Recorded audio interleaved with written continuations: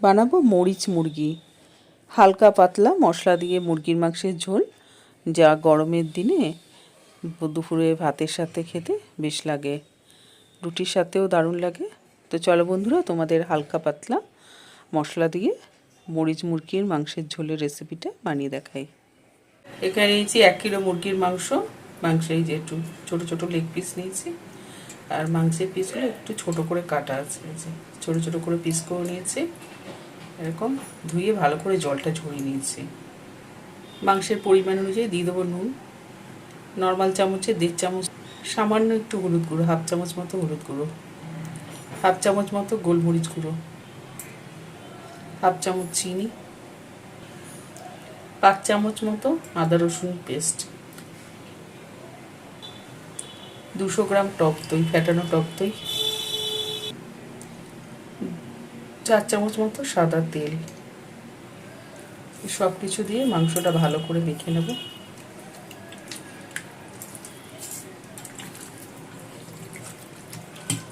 মশলা দিয়ে মেখে নিয়েছি।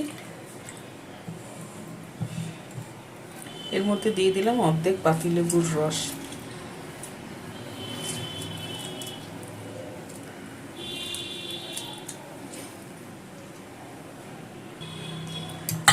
লেবুর রসটা দিয়ে আরেকটু মেখে নিলাম।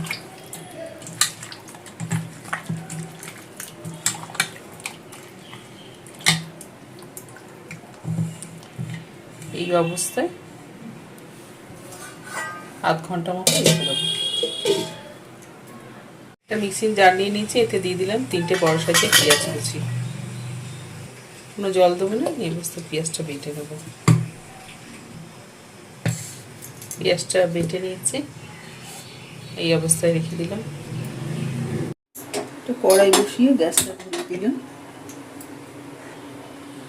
কড়াইতে দিয়ে দিলাম 100 গ্রাম মতো সাদা তেল। আপনারা চাইলে এটা মাখন দিয়েও করতে পারেন। তেল ভালো করে গরম করে নিচ্ছি, এর মধ্যে ফোড়নে দিয়ে দেবো 15-20টা থেতো করা গোলমরিচ আর গরম মশলা। গোলমরিচটাই মেন, এটা ফোড়নে দিতে হবে, আর দারচিনিটা একটু বেশি দিয়েছি। ফোড়নে দিয়ে দিলাম। ফোড়নটা একটু তেলের মধ্যে একটু ভেজে নেবো কিছুক্ষণ।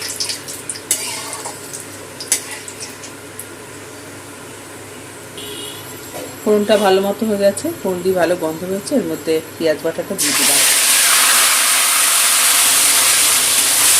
পেঁয়াজ বাটাটা দিয়ে তেলের মধ্যে কষিয়ে নেব।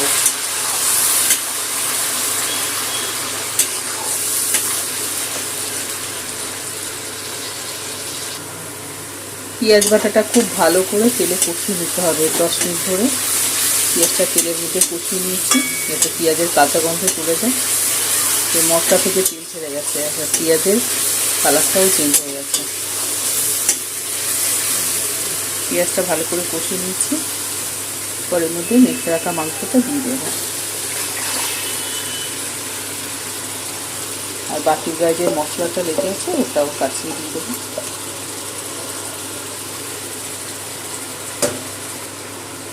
গ্যাসটা বাড়িয়ে ভালো করে মাংসটা তেলের মধ্যে কষিয়ে নেব।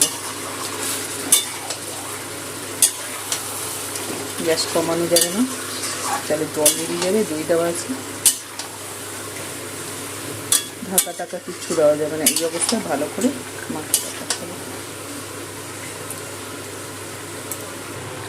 একটু সময় নিয়ে ভালো করে মাংসটা কষিয়ে নেব।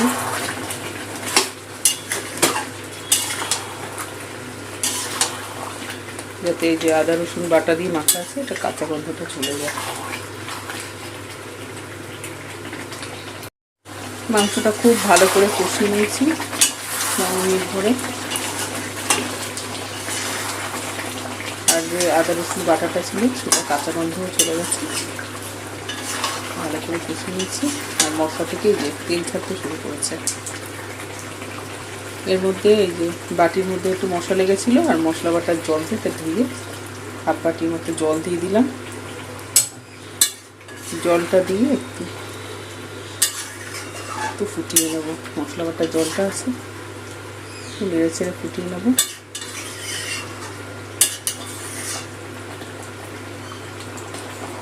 মশলা বাটার জলটা দেওয়ার পর ফুটিয়ে নিয়েছি ভালো করে।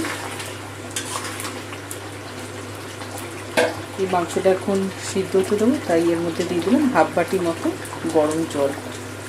খুব বেশি জল দেবো না, এটা একটু মাখা মাখা হবে। জলটা দিয়ে ভালো করে মাংস মশলা সব মিশিয়ে দিলাম।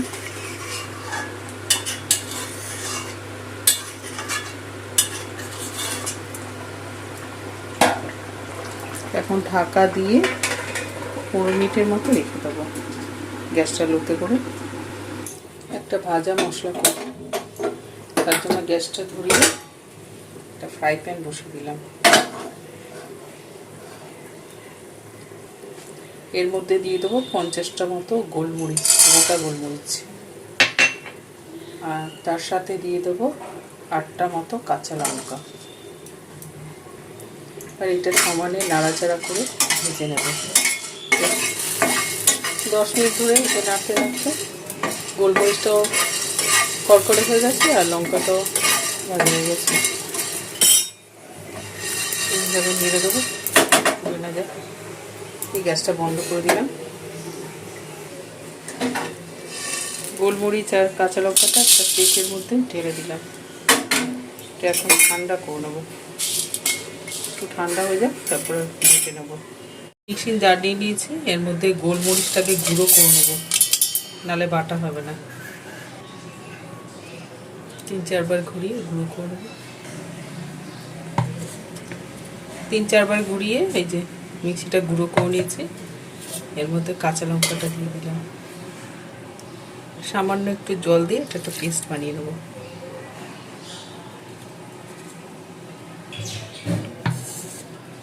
একটা পেস্ট বানিয়ে নিয়েছি, এখন মাংসের মধ্যে ঢেলে দেবো। 20 মিনিট মতো হয়ে গেছে, কড়াই ঢাকাটা খুলে নিলাম।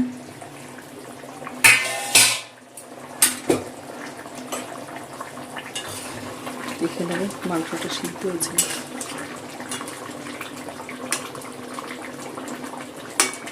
মাংসটা ভালো মতো সিদ্ধ হয়ে গেছে, নেড়ে দিলাম।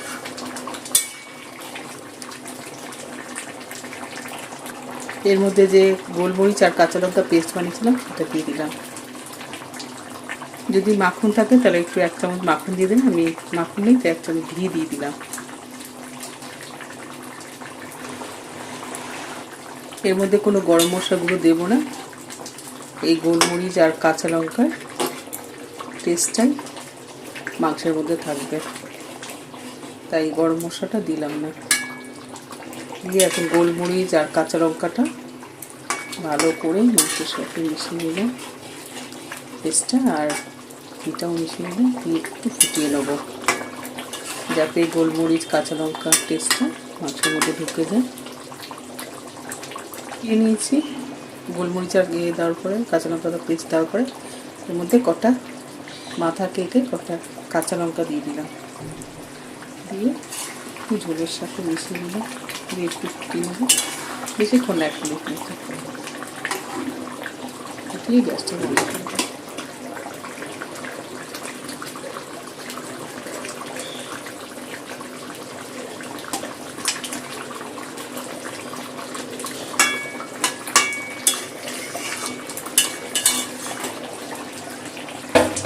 মিনিট মতো ফুটিয়ে নিয়েছি, গ্যাসটা বন্ধ করে দিলাম।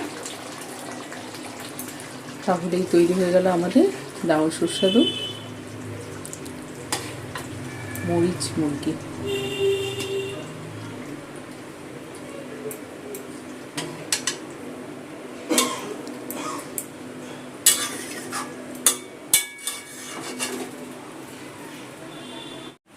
বন্ধুরা, তোমরাও এরকম বাড়িতে হালকা পাতলা এই গরমের দিনে এরকম মরিচ মুরগি বা গোলমরিচ মুরগি রান্না করে দেখো, দারুণ হয় খেতে।